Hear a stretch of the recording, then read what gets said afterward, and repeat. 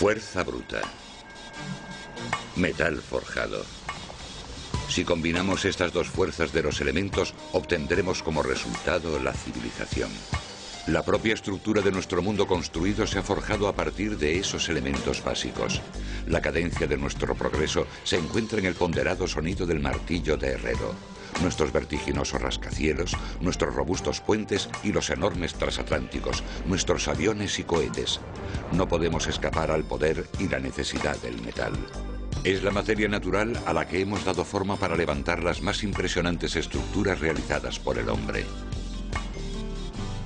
Hemos llegado a un punto en la historia en el que el metal se ha infiltrado en todos los aspectos de nuestra vida. Es muy difícil eludir el hecho de que probablemente sea el material principal que utilizamos como extensión de nosotros mismos. Los metales tienen unas características que resultan ideales para casi todo aquello que hace que el mundo moderno sea moderno. Algunos conducen el calor o la electricidad. Otros se dejan convertir fácilmente en alambre. Algunos son resistentes a las resquebrajaduras y roturas. Muchos brillan o demuestran tener una fuerza impresionante al combinarse con otros elementos. Y una buena parte de ellos admite que se les dé forma. El metal es un material muy resistente, un material al que tengo que engatusar, con el que tengo que luchar y con el que debo alcanzar compromisos para poder manipularlo, doblarlo a mi gusto para hacer lo que quiero hacer con él. Los metales están en todas partes, no solo en aquello que obviamente está hecho de metal, como los pilares de acero y las latas de aluminio. El calcio de nuestros dientes y nuestros huesos y el silicio del cristal también son metales cuando se encuentran en estado puro. Los metales constituyen los 2/3 de todos los elementos conocidos.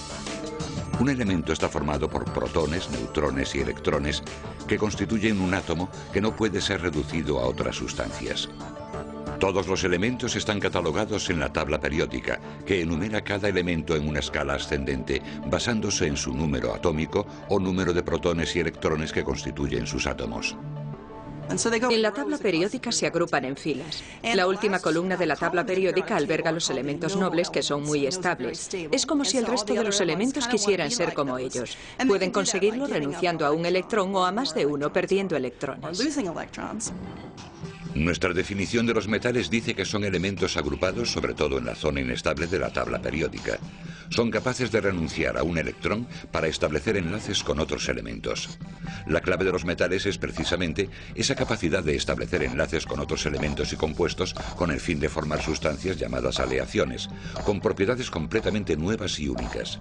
Por ejemplo, el hierro se convierte en óxido ferroso u orín cuando forma enlaces con el oxígeno del aire.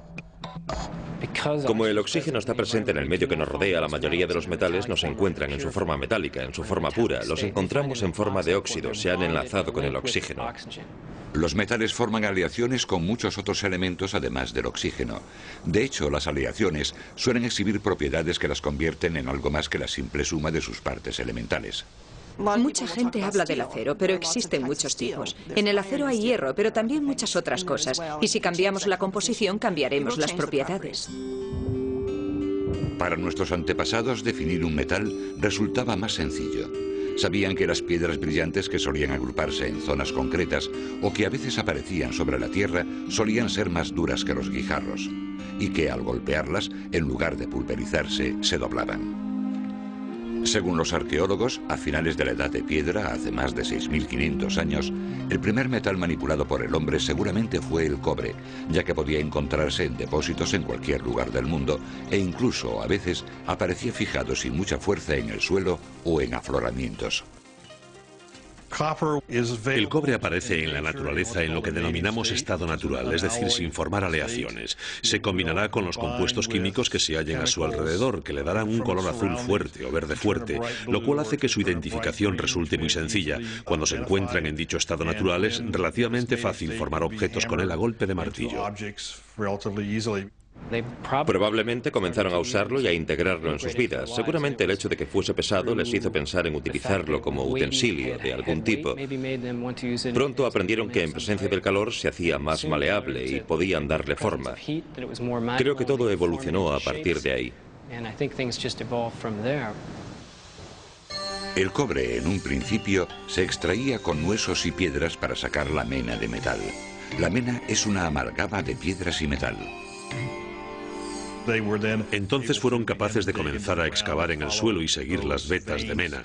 Con el tiempo el hombre acabaría por rodear la piedra de fuego para luego apagarlo con agua fría, para hacer estallar la piedra y poder extraer el cobre presente en ella. Los pedazos de mena se reunían y fundían o calentaban hasta alcanzar la temperatura de fundición del metal, normalmente en un contenedor de cerámica resistente al calor. En el caso del cobre, que funde a una temperatura relativamente baja de 1083 grados centígrados, el proceso no era muy difícil. En la actualidad, los que trabajan el cobre siguen más o menos el mismo procedimiento. Lo que estamos haciendo es verter la pasta. Tenemos moldes con carbono. Tradicionalmente se habría usado petróleo quemándolo para crear carbono en los moldes para que el metal fluya una vez fundido y pueda verterse en los moldes. Una vez fundido, al cobre se le puede dar forma de herramienta o de adorno.